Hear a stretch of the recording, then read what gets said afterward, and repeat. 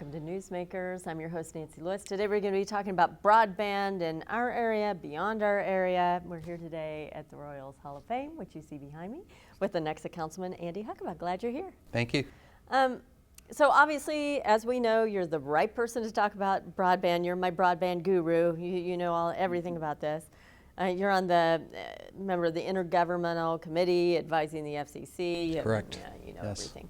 So I know that you've been instrumental in calling for this national broadband plan. Mm-hmm.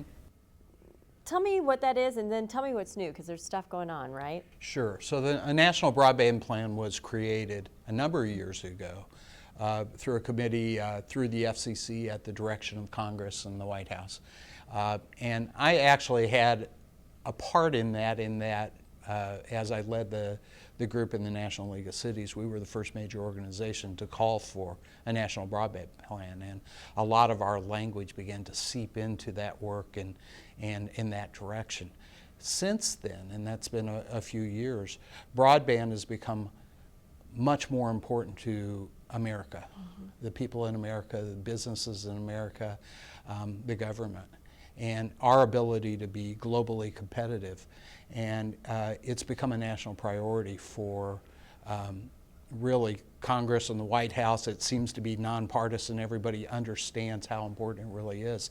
It's no longer a luxury to have high-speed internet access. It's a necessity. And there's a recognition that those who don't are really at a disadvantage. And so as we take a look at rolling broadband out through the United States and to everyone, this becomes really a major focus to make sure that we don't have gaps, make sure that we don't have those who are not included in this whole digital wave. Right. And we've made a lot of progress. So a couple years ago when I was here talking, probably to you, we talked about 100 million people in the United States not having high-speed internet access. Yeah. And now it's down to 34 million. That's great progress. That is. My hat's off to industry. They've spent about $1.5 trillion in the last 15 years to enable an infrastructure to be able to do this, but there's still a number of gaps that we have to work on and fix. And there have to be so many different entities, governmental entities, private industry. There have to be so many different groups that have to work together on this for it to end up right. This is a big challenge. Yeah. I wouldn't call it a problem, it's an opportunity, but it is a big challenge. It requires private sector, the public sector to work hand in hand to try to solve all of the challenges that are involved here.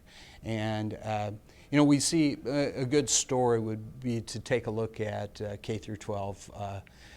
Many of the students now get curriculum on electronic devices, primarily iPads. Right. And a number of those students have access at school, but then they go home and they don't. What happens to those kids who don't have access at home is they fall behind in those classes. And a lot of people say, well, they can just go to the local McDonald's, or they can go to Starbucks, or they can go to the library. What if you're a third grader or a first grader and you don't have the ability to do that? Right. And so our hope, we call this the homework gap. Our hope is to close that gap, and that's one of the areas that we're really paying attention to right now. Just making access equitable. Absolutely. Okay. All right. Wish we had more time to talk. Oh, gosh. I know. Thanks for being here. Thank you. Thank you for being here. We hope to see you next time on Newsmakers.